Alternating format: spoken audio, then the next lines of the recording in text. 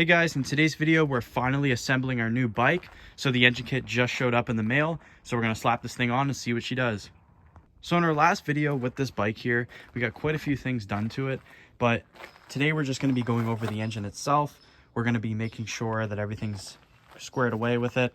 You know, no piston rings are snagged, no pin clips are going to fall out, the clutch isn't going to slip, whatever, right? We're just going to go through the whole kit, make sure it's solid, and then we are going to mount it on the bike. But with that being said, let's roll this thing in the shop.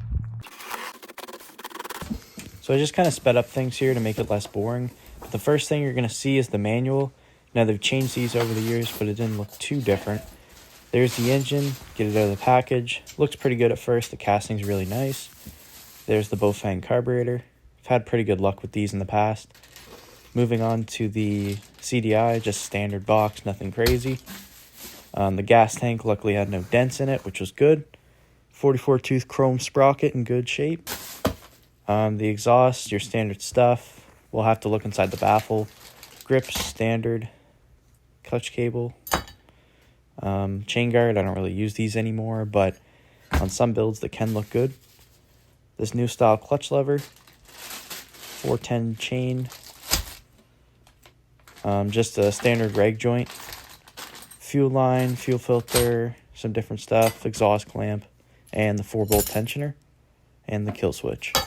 So first impressions with this kit, I'll be honest with you, everything's very well put together. I don't see any physical damage on any of these parts, which is good. For example, sometimes if the shipping's a little rough, you have scratches on your exhaust, dents in your tank, chipped motor cooling fins, or bent chain guards, things like that.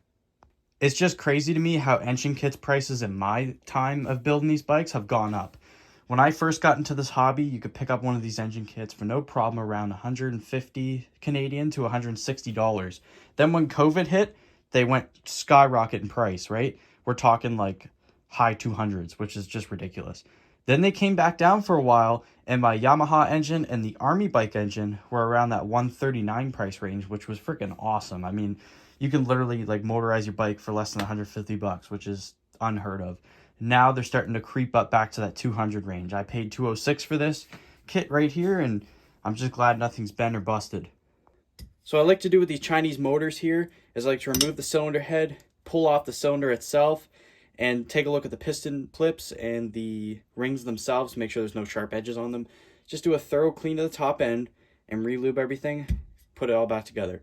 Then we move to the clutch. I'm just going to put a small amount of grease onto that, double check that this screw is tight. Then we're going to flip the engine around. We're going to take the Magneto cover off. We're going to ensure the gap is even. And finally, we're going to lube the clutch cam.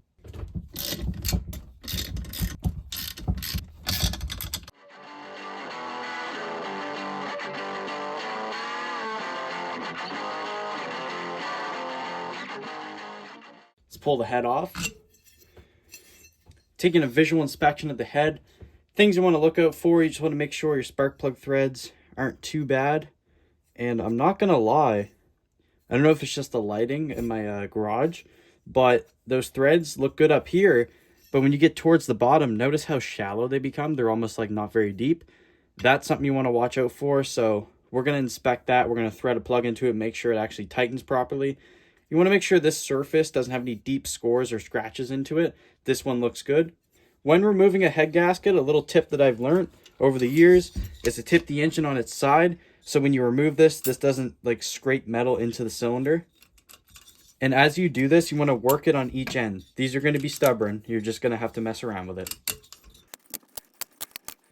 In the head gasket itself, same thing with the cylinder head. You just want to make sure there's no deep scores or scratches that's going to cause a leak.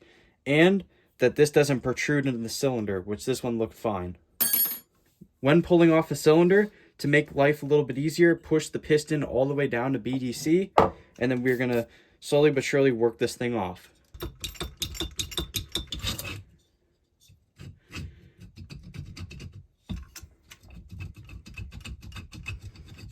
Okay, our cylinder looks very good. There's a good cross hatching throughout the whole base of the cylinder. Anything you just want to check out for, just take your finger. I don't know if I can show this on the camera well. And you're going to want to run your finger on the exhaust port. Just make sure there's no sharp edges. This one feels fine. These castings are getting so good, this isn't really a worry anymore, but back in the day it was. And then you're just going to use your finger once again. If you really wanted to, you could use some sandpaper, but this doesn't really need it. Now we're going to take a look at our piston. So I'm just going to rotate the engine. I'm curious to see what rod we have. AF80, so nothing crazy, pretty average stuff. Our rings here don't look broken or anything, so that's good. Our arrow for the piston is pointing this way, but you don't want to follow that. I've always found that the pins on the intake side determine the actual way it should go. And yeah, the rings look fine. So now I'm going to get my pliers, tug onto this little ear clip, and make sure it can't pull out. So I'm just going to take my pliers here, and you want to rotate it clockwise, and then you want to give it a few tugs in and out. That's not coming off. Flip the engine around, same deal. Turn it around a couple times, make sure it's in the groove. Yeah, that's not going anywhere. So we're good on the ring clips. So from this point onward, I'm just going to get some brake clean in there. We're going to wipe down the cylinder.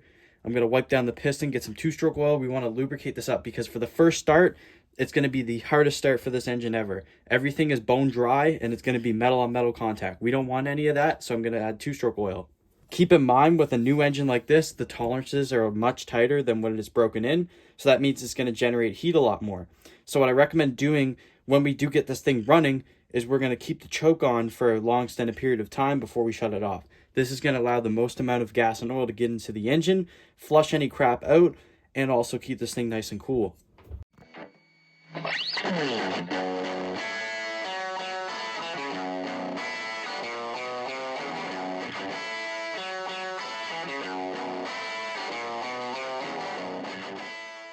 So before we slap this thing back together, one thing I want to mention is these ring gaps do matter a lot.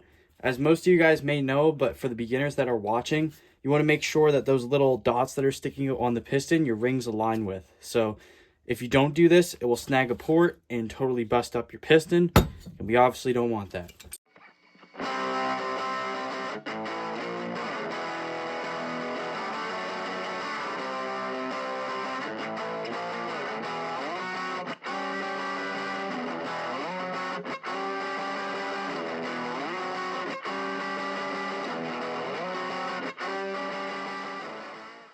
So we're going to torque these head bolts to 12 foot-pounds. You can pick something up like this for about 25 to 30 bucks. You don't need one of the clicky ones. You can just use this. It's going to work perfectly fine for what we're dealing with here.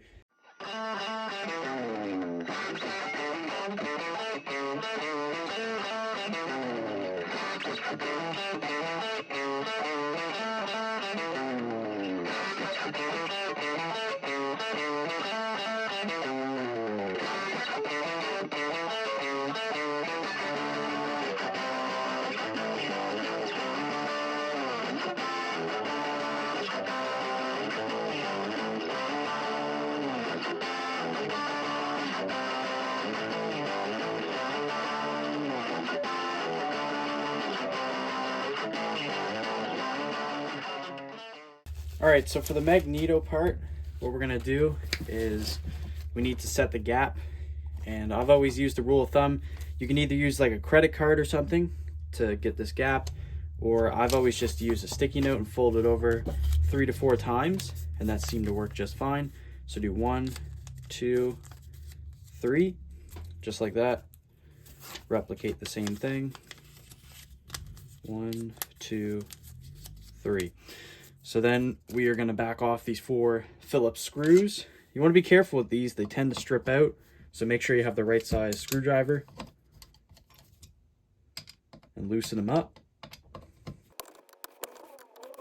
You can see this is free moving. So then we're going to stick these inside here. You guys get the idea. Just like that. And then you're just going to retighten these 4 screws. And that's pretty much the whole entire engine. There's a few bonus things you could do that I'm just going to do off camera. You can tighten all the case bolts, make sure that's nice and seated. You can put some thread locker onto your engine mounts.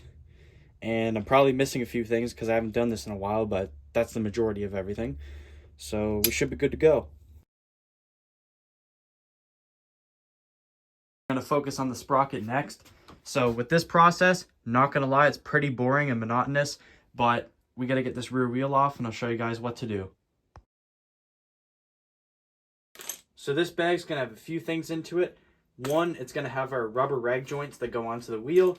It's going to have our metal plates, all the nuts and bolts to hold this thing together, and the universal U-bolt adapter, which we might have to use. We'll see when we put the engine on the frame. And it also comes with a gear puller, which if you guys are advanced in the hobby are going to know what that's for, and that's for pulling the sprocket off the clutch basket and whatnot. But this video is intended for beginners, so we're just going to ignore that for now. And with this setup here, with the sprocket, you want to take the most amount of time and detail, obviously besides mounting the engine, to make it perfect, because I'm not going to lie with you guys, any sort of warpage in the sprocket and a chain lockup is scary. We don't want that. So if we can avoid it, we're going to do so. But one thing I like right off the bat is, for the most part, our sprocket fits on there pretty good. Now, a little trick that I've used is I've just wrapped electrical tape around to center this thing up perfectly, so that way we don't have to have any guesswork with the, you know, play back and forth. And another thing I like to do is put put tape on the bolts so that they don't pop back out when you're trying to tighten everything up.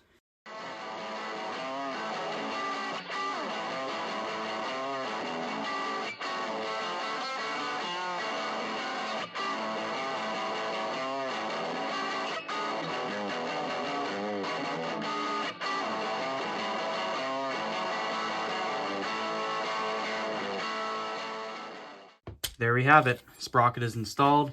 Now we just got to tighten it. So the procedure for this, it's kind of like, it's not really an X pattern, I don't know how you word it, but you just want to work your way around. I've always used if you don't have this, it's fine, you can use hand tools, but this makes your life a whole lot easier. You just get a drill with a impact setting, and you'll put on, like, let's say like 5 foot-pounds, and you go zip them around in a star pattern, and then you'll increase the torque, and you'll just keep doing that. And then from there, you're going to spin over the wheel into a vise or something, or vice grip, whatever you have. And then you're just going to use a marker. You're going to mark the high spot. Then you'll loosen the opposite side, and then you'll tighten that side. I'll show that process in more detail, but I'm just going to get to tightening these with the drill.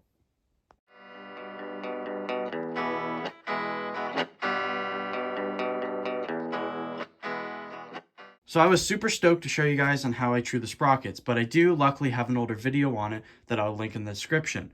However, with this one here, I don't know what I did, but first try, I got it pretty much perfectly straight. Of course, my camera won't focus, but we're not going to be really doing any truing. And actually, it's pretty ironic because only in the beginning did I do the star pattern, and then I just went around and zipped them all up like that, and it turned out perfectly true. So sometimes you just get lucky with these things. But a few things I want to note: sometimes those rubber washers can be varied in thickness, so even if you do all this right, it could still not be level. So that's another thing to look out for. When setting the engine in the frame, take your time. You definitely don't want to scratch it. So I got the engine flush mounted, and I must say, I honestly, for some reason on this bike, it actually doesn't look too bad. And another thing too, I'm going to be completely honest with you guys and transparent, I really don't want to cut into these panels because I've already pre-made them. So the fact that the bracket actually fits under here is great. It means I don't have to touch anything with the panels. So here's the little modifications you're just going to have to make with these kits. So when I put this front bracket on, you notice there's a huge gap on the bottom. A huge gap here isn't such big of a deal because we can counteract that with some like spacers or something, but this just isn't going to cut it. So what I'm going to have to do is basically put this into a vise, smush it down a little bit to get rid of these sharp corners, and then I'm going to have to drill these holes inwards, and I've done this many times before, to make this thing set flush. Just a heads up, I had to remove the lock washers on the mounts there because the new motors don't have long enough studs to compensate. You won't have to do this in your case, but in my case where I have these, I had to shave down the rear bracket to clear the panel.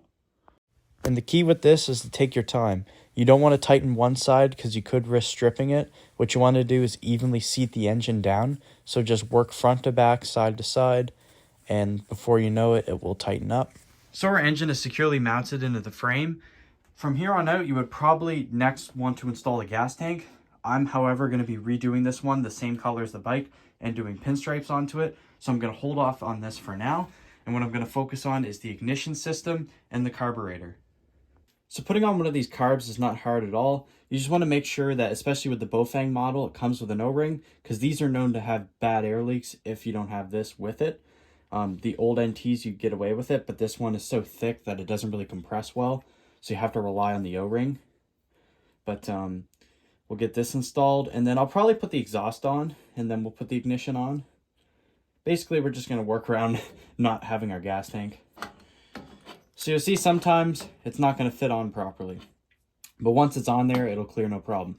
What I'm going to have to do with this bike here is A, I can take the intake manifold off and mount it that way, or B, I can remove the air filter and then mount it that way. So we have another clearance problem with our carburetor. It comes as no surprise that these little ducts down here are going to hit. So what you can do, whoa, I just dropped that. So it has the helpful little choke sign, but I'll just let the neck owner know that I'm just going to have to flip it upside down or do something with it, because obviously this isn't going to work like this. But yeah, this is just the things that you have to deal with, unfortunately.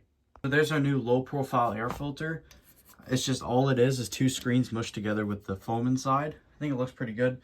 So now we're going to take our screwdriver and you're just going to drive it in most of the way with this and then finish it off with a ratchet for no air leaks. So we're going to get our exhaust installed next. A few different things I want to mention. First things first, the exhaust does stick out quite a bit. So on some frames, you're going to have to take this with a torch, heat it up and bend it, as most of you guys know, to clear the pedals. The Hyperframe luckily doesn't require that. These exhaust gaskets, they kind of suck and they blow out pretty much first ride or whatever that you take it off. What I like to do is just take some ultra copper and just put it on both sides. I don't have any at the moment, but if you're doing this at home, replicate that. So I'm just going to put these in here.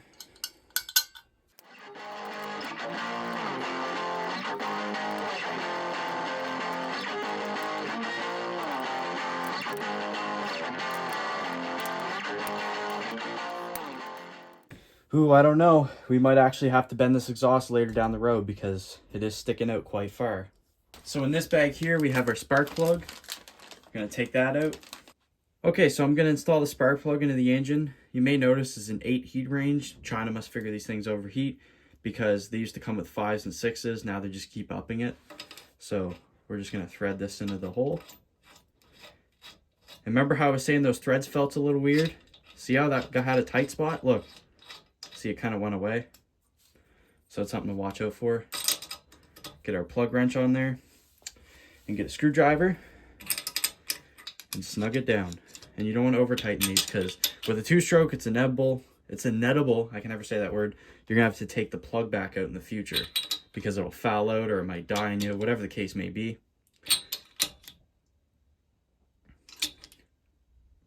There you go. So now we're going to get our CDI.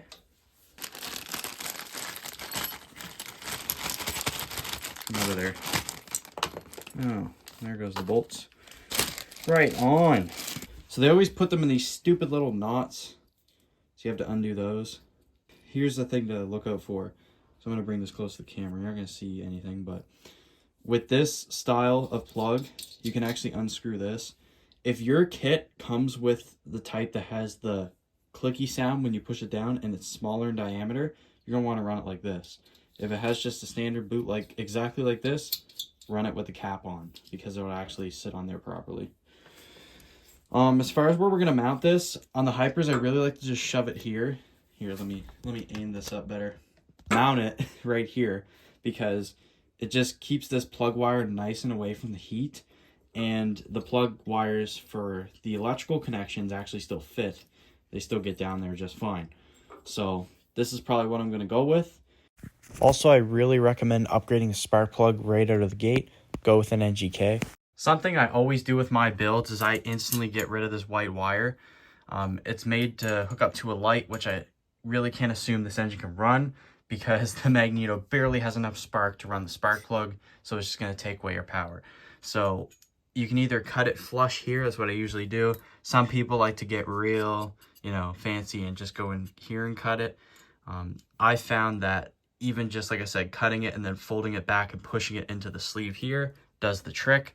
Something else I like to do, but you don't have to, when you mount the CDI in these hyper frames, these bolts are designed for the down tube. If you want to use it on this little bar like I am, you're going to have a crap ton of thread sticking out. This bike is, I'm trying to make it look as good as possible, so I'm just going to cut these flush with a bolt cutter. Is it ideal? No, but it works. Just like that. Then we'll do the other side and try not to scratch the frame. And then if you want to, you can file it so it's not sharp. Alright, so I shouldn't really have to show this, but I'm going to show it anyway. So, pretty simple. Blue to blue, black to black. And we're not going to tie things down yet with the zip ties because we still have to get everything situated with the kill switch wires, which we're going to do here in a little bit. And I really do miss building these bikes like from the ground up, because I've really just lately I've just been modifying. Well, I'll be honest, lately I haven't been doing motorized bike stuff, but I've just been kind of modifying the engines I already have, but actually assembling a whole kit. It brings back some memories. Guys, I couldn't even tell you how many bikes I've built. I would have to go back on my camera roll and just like add up, because I've done different variations of the same bikes and stuff. So it's ridiculous, but I would say definitely like high 20s, mid 30s, like the amount of bikes that I've built and sold and built for friends and all that fun stuff. But we got this hooked up, so let's move on to the shit. What should we do? We'll do the throttle and the clutch. Little tip here: if you don't want to drill a hole into your handlebar because you're worried about structural stuff, or you just don't have the stuff to do it, you can take this little Allen bolt out that holds it down and then just screw it. I'm gonna do it with that because I really don't think this is necessary. I used to drill the holes back in the day, but you know, gonna change it up this time. So the throttle assembly on these bikes is pretty simple. All you're gonna do is take your cable, pull it up through the housing. Also, you want to screw in your adjuster to take all the slack out. Then you're going to wrap it around your grip just like that. You're going to slide on the bar. You can add some grease here if you want. I'm going to do that here in a sec. And then you just put this on here and then you tighten it down. So we're going to try and route this throttle cable in the most intelligent way possible. I'm being sarcastic. So basically we're just going to try and route it on this top tube here right into the carb. And I'll show you guys how to attach that linkage there in a second here.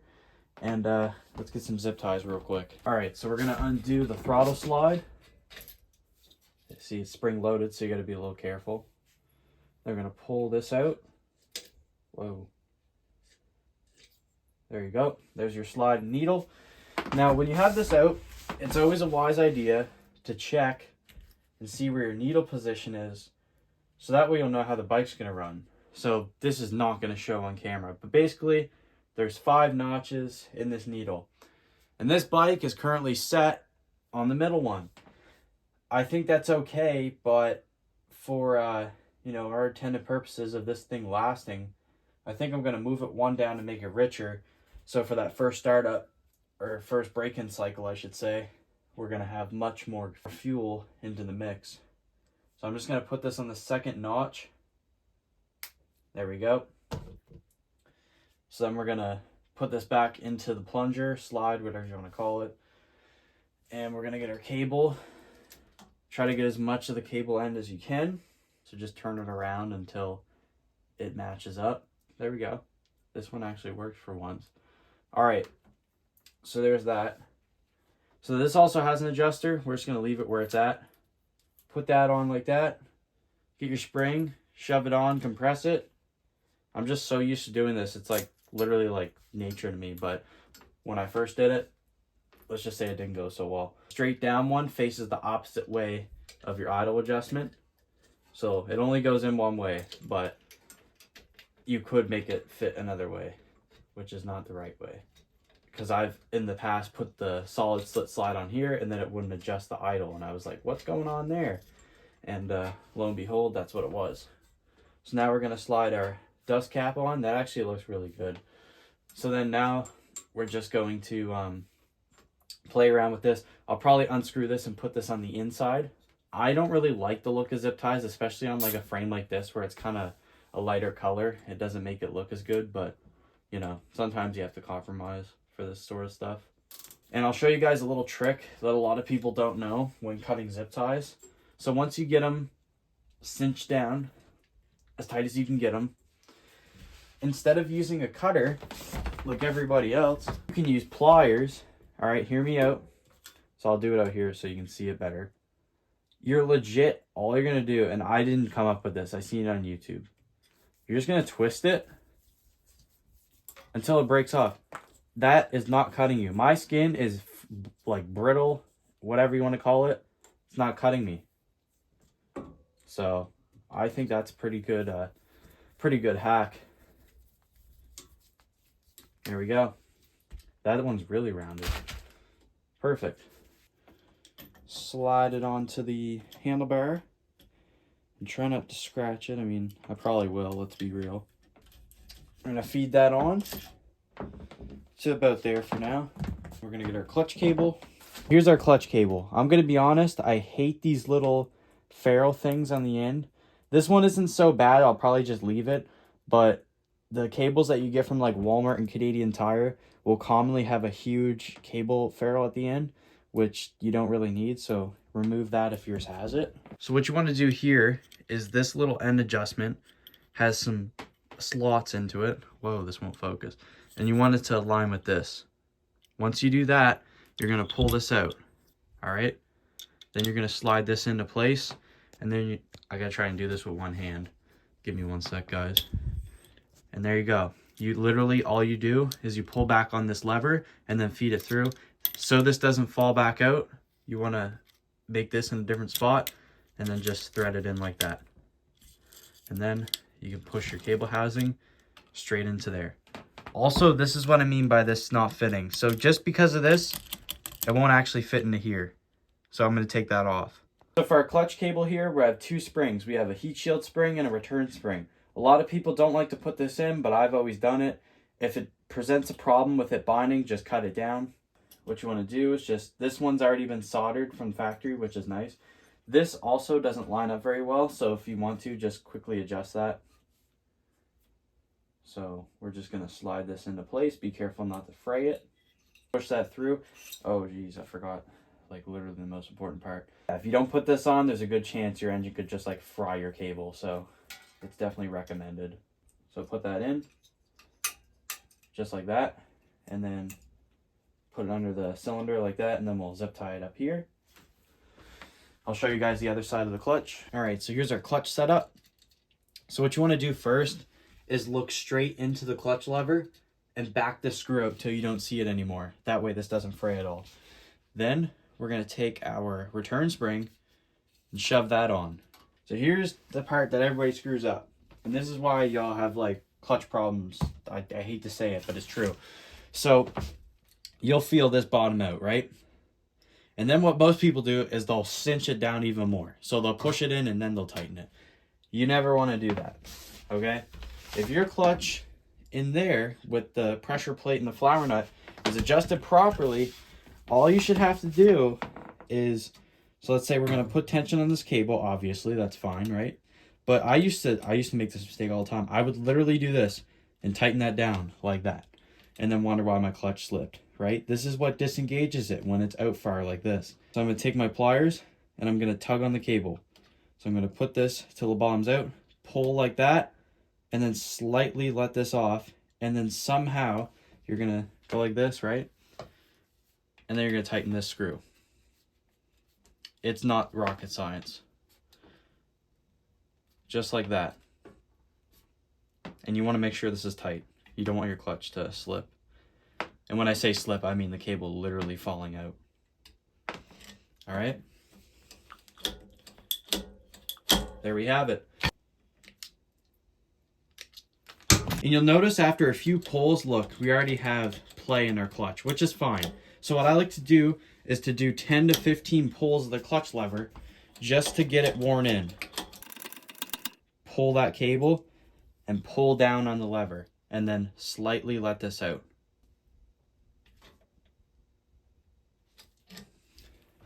And that's a perfect clutch.